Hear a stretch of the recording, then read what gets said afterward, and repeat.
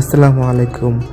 বাংলাদেশের প্রত্যেকটা মানুষেরই কক্সবাজার ঘুরে দেখার ইচ্ছা হয়। আসলে কক্সবাজার ঘোরার পারফেক্ট সময় হচ্ছে গরমের মৌসুম।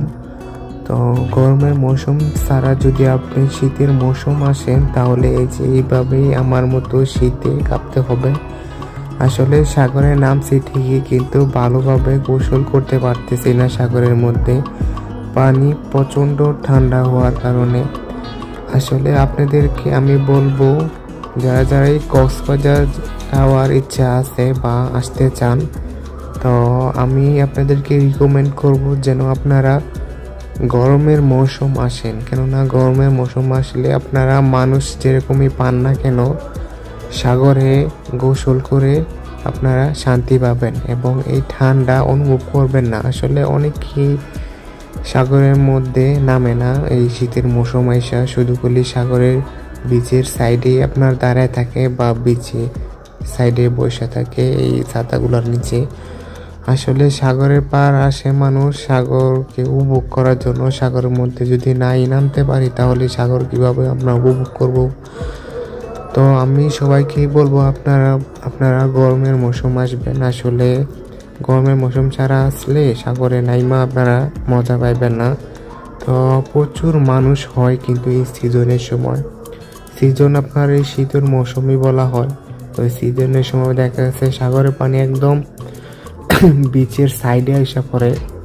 তো আবার গরমের মৌসুম কিন্তু এতটা সাইডে থাকে না, অনেকটা সামনে থাকে পানি, কিন্তু তাও কিন্তু আপনারা শীতের মৌসুম যে ঢেউটা আপনারা দেখতেছেন এটা কিন্তু খুবই কম। আর যদি গরমের মৌসুম আসেন তখন কিন্তু একটু বড় বড় ঢেউ ওই সময় মনে করেন যে আপনারা আসে এই ঢেউয়ের চাইতে আরও অনেক বড় বড় ঢেউ কিন্তু আপনারা গরমের মৌসুম আপনারা দেখতে পাইবেন।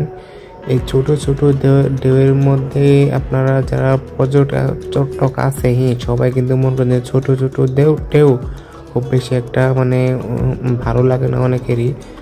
তো ছোট ছোট ঢেউ থাকার কারণে দেখা গেছে যেসব বিপদ আপদগুলা হয় ওই সবগুলা দেখা গেছে হয় না। অনেকে বিচের সাইডে এসে অনেকে দেখা যাচ্ছে পানির মধ্যে একদম মাঝে চলে যায়, তো অনেক দুর্ঘটনার সম্মুখীন হইতে হয়।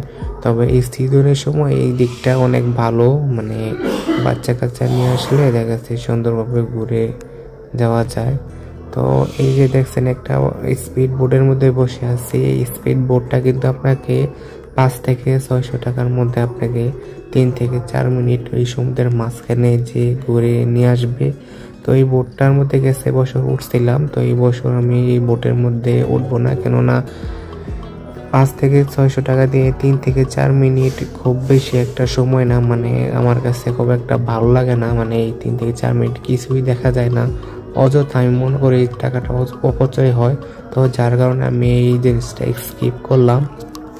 তো সবাইকে আমি বলবো না যে যার যার ইচ্ছা আছে এসে একটু স্পিড বোর্ডে করে একটু মাঝখানে যাবেন, তার কিন্তু অতটা মাঝখানে নিয়ে যায় না, একটু সামনে থেকে ঘুরে আসা পরে যদি অনেকটুকু মাঝখানে নিয়ে দেখা গেছে 10-15 মিনিট বা আরও বেশি একটু ঘুরাইতে পারতো তাহলে দেখা গেছে টাকাটা উসুল হতো। আসলে এখানে স্পিড বোটের মধ্যে উঠলে 4 থেকে 500-600 টাকা তা খুব বেশি একটা ঘুরে নেয় এবং টাকাটা উসুল হয় না। আসলে একজন মানুষ শুধু খালি নিয়ে ঘুরে নিয়ে আসা পরে 3 থেকে 4 মিনিট বা 2 মিনিট এরকম, তো শুধু খালি বিচের সাইড দিয়ে ঘুরায়, খুব বেশি একটা মাঝখানে যায় না। তো এখানে কিছু টিউব আছে, এই টিউবগুলো আপনারা বাড়ানি এই স্পিড বোর্ডের চাইতে এই টিউবগুলোই সবচেয়ে বেশি ভালো আমি মনে করি। কেননা এই টিউবের মধ্যে আপনারা বসে একদম অনেকটুকু মাঝখানে যেতে পারবেন এবং একটু মাঝ সমুদ্রে যেয়ে একদম সাঁতার কাটতে পারে। আসলে মাঝ সমুদ্রে বলতে কি আপনাদেরকে খুব বেশি একটা দূরে যাইতে দিবে না। বিচের সাইডে আপনার যারা নিরাপত্তা বাহিনী আছে তারা আপনাদেরকে বেশি একটা মাঝখানে যেতে দিবে না। তো এই মৌসুম কিন্তু প্রচুর মানুষ হয়, এই শীতের মৌসুম। তো মানুষ হওয়ার কারণও আছে, দেখা যাচ্ছে এই সময় খুব বেশি একটা দুর্ঘটনা হয় না, কেননা পানিটা অনেকটা শান্ত থাকে।